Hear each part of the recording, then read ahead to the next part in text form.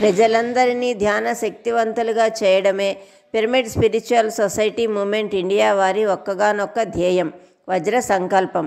అందరూ ఈ ధ్యాన శక్తిని అందుకోవాలని, తిరిగి అందరికీ అందించాలనే పత్రిజీ గారి ఆశయ సాధనలో భాగంగా గుంటూరు జిల్లా ప్రతిపాడు నియోజకవర్గం పెదనందిపాడు మండలం పరిధిలోని రావిపాడు గ్రామంలో గోరంట్ల సుజాత ఆధ్వర్యంలో నిర్వహించిన ధ్యాన జ్ఞాన బోధ కార్యక్రమంలో పాల్గొన్న సీనియర్ పిరమిడ్ మాస్టర్ ఆదినారాయణ ధ్యానులు.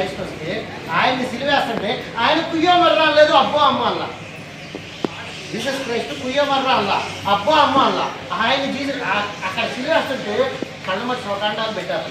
ఆయన ఏమన్నాడు అంటే మాట, నా కోసం ఏడవ, మీకోసం, నా కోసం ఏడవకండి, ఆ ఏడు మీద మీకోసం ఏడవండి. అక్కడైనా అర్థం చేసుకున్నావా? అయ్యో ఆయన సిలివేస్తున్నారు, అయ్యో ఆయన సిలివేస్తున్నారు. ఆయన చెప్పింది మనం ఏమన్నా పరిగణలోకి తీసుకుంటున్నావా? ఆయన చెప్పింది ఆచరిస్తున్నావా? ఆయన చెప్పిన ప్రేమతత్వాన్ని మనం ఎవరికైనా అందిస్తున్నావా? వాయిస్ చాలా గట్టిగా ఉంటుంది, విమర్శనాత్మకంగా ఉంటుంది. ఎందుకు విమర్శనాత్మకంగా ఉంటుందంటే యథార్థవాది లోక విరోధి.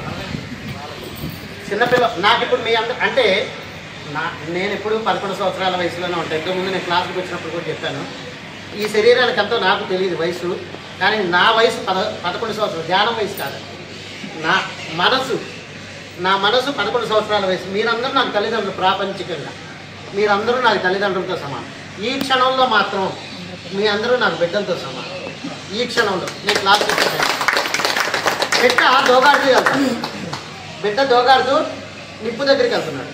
నాన్న నిప్పమ్మా, అది ఎల్లగాకమ్మా అని చెప్పేసి మంచిగా ప్రేమగా చెప్తా ఉంటాడు. ఈ అన్న ఏమంటాడు, నాన్న నిప్పమ్మ ఎల్లగాకమ్మ తప్పమ్మా అని ఈ అన్నట్టు. మళ్ళీ రెండోసారి నాన్న నిప్పమ్మ కాలి ఎల్లగాకమ్మ అంటే మళ్ళీ రెండోసారి కదా ఈ అని చెప్పేసి మళ్ళీ నిప్పు దగ్గరికి వెళ్తాడు. నిప్పదే అంటే ఏడుస్తూ వచ్చి సంకెత్తుతాడు,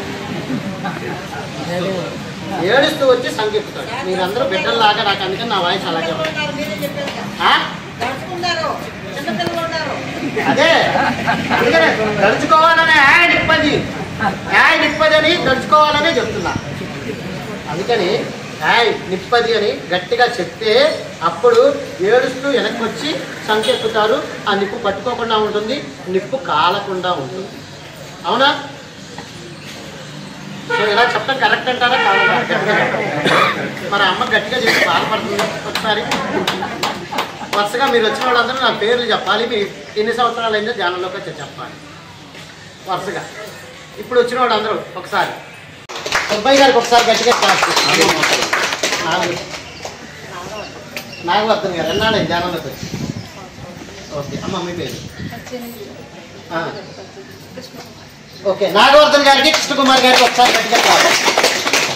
నా పేరు పద్మావతి, నేను 2018 ఓకే మా దొంపలపూడి. ఓకే ఓకేనా, నాకు ఊరు పేరు వద్దు. 2018 నుంచి పద్మావతి గారికి ఒకసారి గట్టిగా క్లాస్.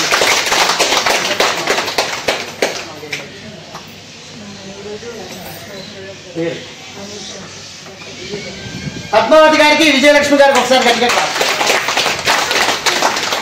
మీ పేరండి? మీరు ఎప్పటి నుంచి వచ్చారు? 2 సంవత్సరాలు. కోటేశ్వర గారికి ఒకసారి గట్టిగా క్లాస్.